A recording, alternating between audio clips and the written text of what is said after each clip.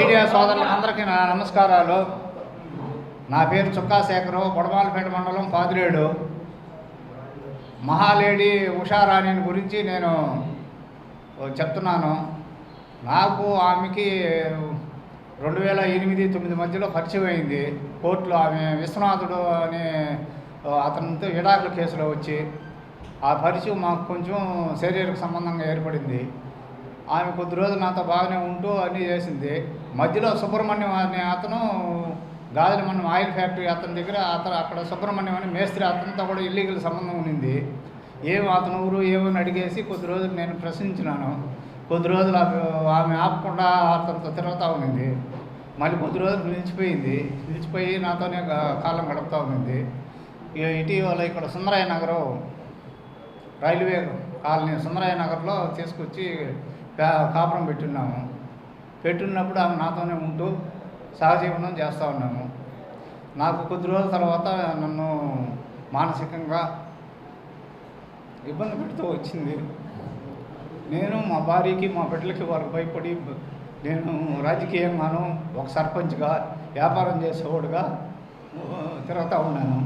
ఆమె పెట్టే బాధలకి హింసలకి తట్టుకోలేక బయటపడితే ఆ పరువు పోతుందని పరువు కోసం మాట్లాడి ఎప్పుడంటే అప్పుడు నన్ను డబ్బులు అడిగేది.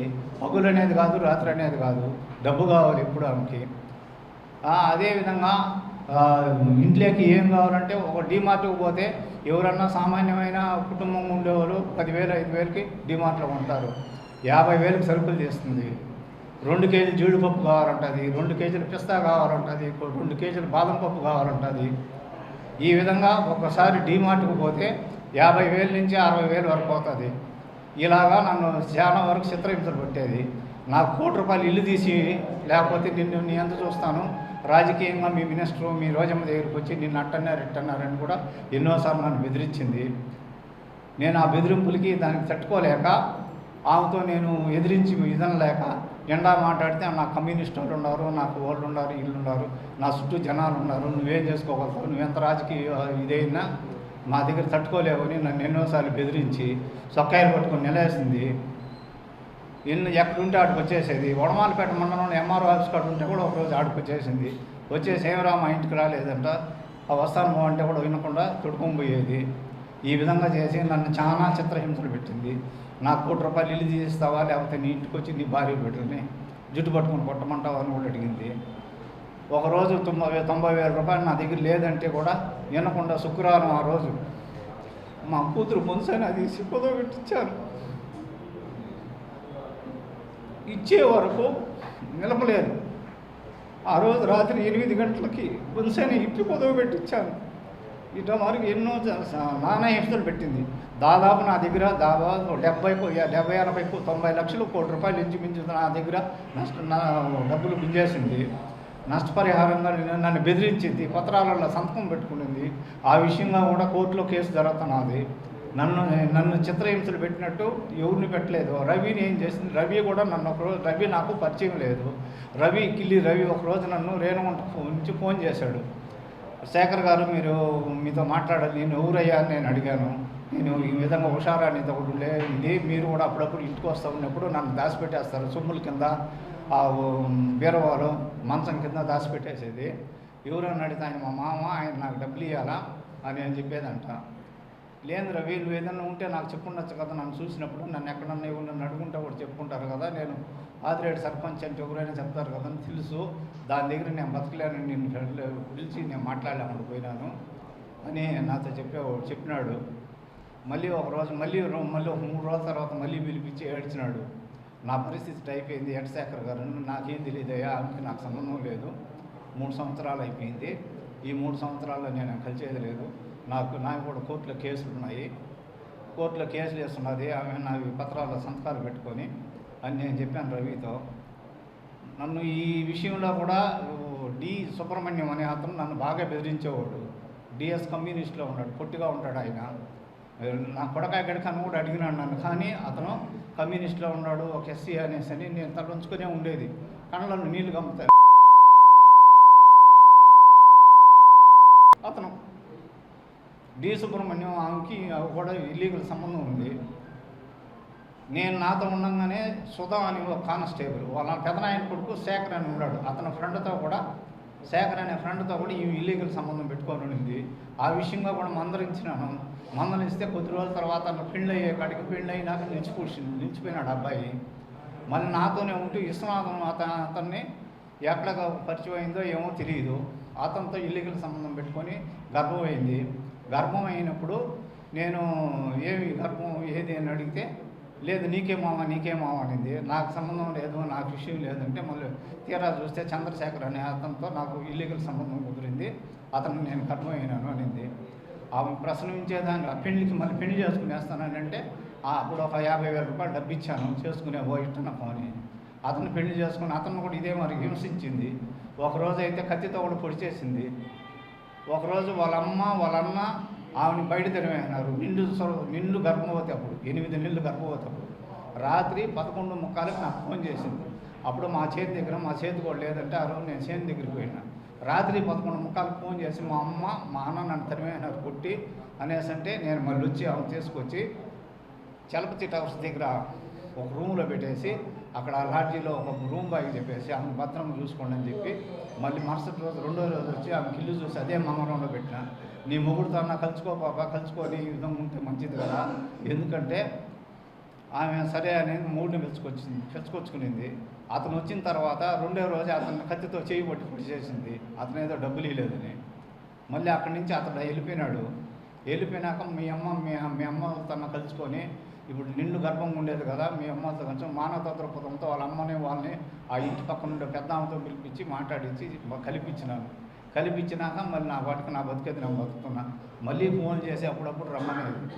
వచ్చి ఏం పాప అంటే నాకు అది కావాలి ఇది కావాలంటే సరైన ఫోన్లో ఒక ఆడదనేసి ఇచ్చేవాడిని. మళ్ళీ నన్ను ఏం చేసిందని మళ్ళీ ట్రాప్లో పెట్టేసింది. అప్పుడు ఆమె మందులు పెట్టే విషయం కూడా ఉంది ఆమెకి, అది నమ్మకం ఉందో లేదో ఇప్పటికైనా మన వాళ్ళకి. ఎన్నోసార్లు నేను చూసినాను, పచ్చగా మందులు కలుపుకొని వచ్చి అన్నంలో పెట్టేస్తుంది. అవన్నీ కూడా నేను చూసి పట్టుకున్నాను ఒకసారి. ఈ విధంగా అంతా చేసి నన్ను నాశనం చేసింది. నాతో పాటు పాపం రవి చిత్రహింసలు పడి ఇదన్నాడు. కావాలంటే నా దగ్గర కూడా అతని వాయిస్ రికార్డులు ఉన్నాయి. కాబట్టి దయవుంచి ఆ మహాలేడి మహాకిలాడి ఆ ఉషా అనే ఆమెని మీరు అందరూ కలిసి పత్రికా విలేకరులు మీరు ప్రెస్ వాళ్ళందరూ కలిసి ఆమెను మంచిగా శిక్షపడి ఇటువంటి వాళ్ళ దగ్గర ఇంకెప్పుడు మగవాళ్ళు అన్యాయం కాకుండా ఉండాలని మీరందరినీ కోరి ప్రార్థిస్తున్నాను.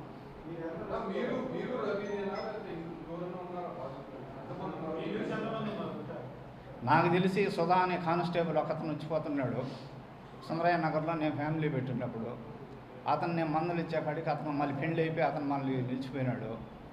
మళ్ళీ సుబ్రహ్మణ్యం అనే అతను నాకన్నా ముందుగానే ఆమెతో కాంటాక్ట్లో ఉన్నాడంట. మేస్త్రి ఆ పిల్లోడు ఇక్కడ ఆయిల్ ఫ్యాక్టరీ ఉంది, అక్కడి నుంచి ఇట్లా కరెంట్గా పోతే ఒక ఊరు వస్తుంది, బోడుతూమో ఏదో వస్తుంది. అతనితో అన్ని రకాలుగా అక్కడక్కడ పోయేది వచ్చేది అని నాకు తెలిసిన వరకు ఇవి సుబ్రహ్మణ్యము సుధా. ఆ పుత్తూరులో కూడా ఇంకొకరు ఒక అతను జ్యోతి మెస్సేలో పెట్టుకున్నారంట, అతనితో కూడా సంబంధం ఉందన్నారు. ఇంకో విషయము సుదర్శన్ నా అకౌంట్ నుంచి 6 lakhs కరెంట్ అకౌంట్ నుంచి నేను 6 lakhs పంపించాను ఆమెకి. నన్ను ఒకరోజు పెద్దగా ఇబ్బంది పెట్టేసింది, 10 లక్షలు లేకపోతే నిన్ను అటు చేస్తాను అనేసి. నేను భయపడి 6 lakhs ఒకసారి 2 లక్షలు ఒకసారి లక్ష నేనే నన్ను ఫోటోలు నేను తీసుకోవాలా. ఆమె దగ్గర అయితే ఉన్నాయేమో కానీ తెలియదు, కానీ నన్ను రాజకీయంగా ఉండేదానివల్ల నన్ను భయపెట్టేది. బయట చెప్తాను, నీ భార్యని నీ కూతురిని చుట్టుపట్ల కొడతాను మీ కూతుర్లని అని చెప్పేది. మళ్ళీ సుదర్శన్ అనే పిల్లోడు రమేష్ అనే పిల్లోడు దగ్గర ఒక 15-16 లక్షల దాకా నేను ఫోన్పేలు పంపించున్నాను ఆమెకి. వాళ్ళ ఫోన్ నెంబర్లో ఇస్తాను, కావాలంటే కూడా మీరు చూసుకోండి. సుదర్శన్ అనే పిల్లోడితో 15 లక్షల రూపాయలు ఇదినండి బాగండి. సుదర్శన్ అనే పిల్లోడిని రమ్మని 15 లక్షలు వేరే వాళ్ళు పంపించినారు. ఆ 15 లక్షల రూపాయలు అది కరెక్ట్ డబ్బు మంచి కరెన్సీనా కాదనేసి అని ఆ అబ్బాయి ద్వారా పోయి చూసి అది మంచి కరెన్సీనే అంటే ఆ బండిలో 15,20,000 అన్నీ సీల్ కట్టలు అంటారు. నేనైతే చూసింది కాదు, అతను చెప్పింది. అన్ని సీల్ కట్టలు మామ 20,000 తనిగా ఉంది ఖర్చులు, 15 లక్షలు తనిగా పెట్టున్నారు. అతను వచ్చి డిఎస్పి అని మిలిటరీలో ఎవరో తమిళనాడు అతనితో కూడా పరిచయం ఉంది ఈమెకి. డిఎస్పి అతని పేరు ఏమో కూడా నాకు చెప్పింది కానీ నేను మర్చిపోయినాను.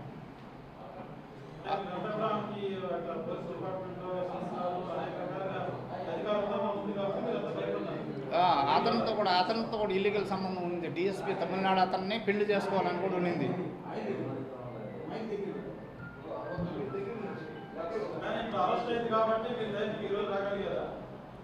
నేను మీ సమక్షంలోకి రావాలనేసి 2 ఏళ్ల ముందే నేను రావాలనుకున్నాను. కానీ నేను భయపడిన పరువు మర్యాద నాకు 2 కూతుర్లు, ఒక అల్లుడు పోలీసు, ఒక అల్లుడు బ్యాంక్ మేనేజర్. దీనివల్ల మా భార్య జాబ్ చేస్తుంది. నేను 10 మందిలో బాగా తిరిగేవాడిని. ఇంకా నేను ఇది లేని పరిస్థితిలో నేను గమ్మనైపోయినాను. ఇప్పుడు రవి అని అతని కన్నా న్యాయం జరగాలని నేను నాలాంటి బాధ్యులు ఇంకోరు కాకూడదని మీ ముందుకు వచ్చినాను.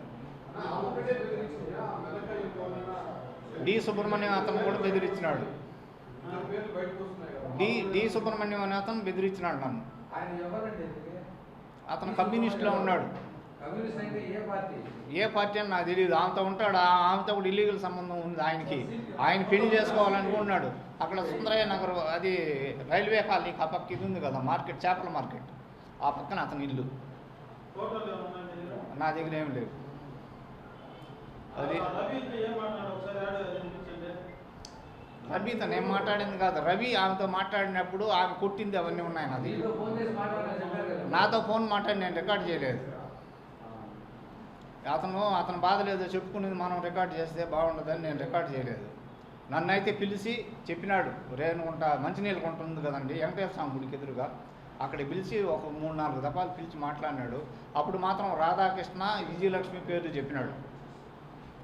ఈ విధంగా వాళ్ళు వచ్చి నన్ను బెదిరించినారు. రాధాకృష్ణ, విజయలక్ష్మి వాళ్ళు వచ్చి బెదిరించినారు.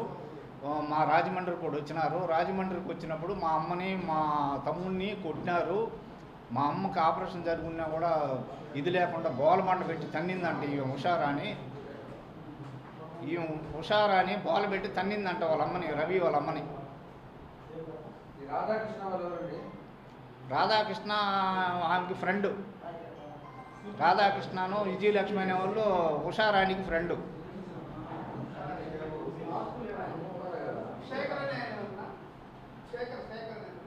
నేనే శేఖర్. మీకు తెలిసి ఇన్నేళ్ల ప్రయాణంలో ఆ విషయంలో వాళ్ళు కూడా వీళ్ళు అన్నారు కదా, మొత్తం కలిపి ఎంతమంది ఈ విధంగా మోసం చేస్తున్నారు సంఖ్య చెప్పండి. మొత్తం మందిని సార్ మోసం చేసిందో, వాళ్ళకి ఇచ్చిందో, వాళ్ళ దగ్గర తినిందో తెలియదు నాకు. మోసపోయిందంటే నేను మోసపోయినాను, నాకు తెలిసి నేను మోసపోయినా.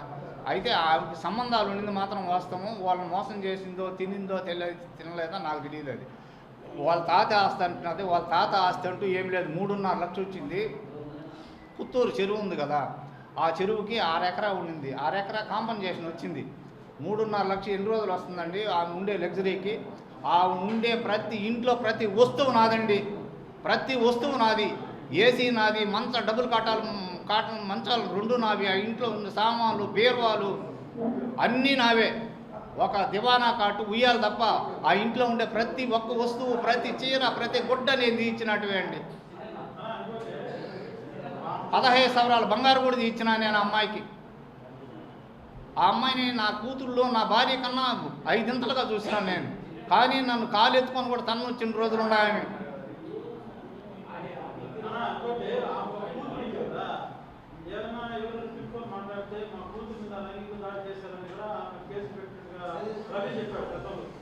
రవి నాకు ఆ మాట చెప్పాడు.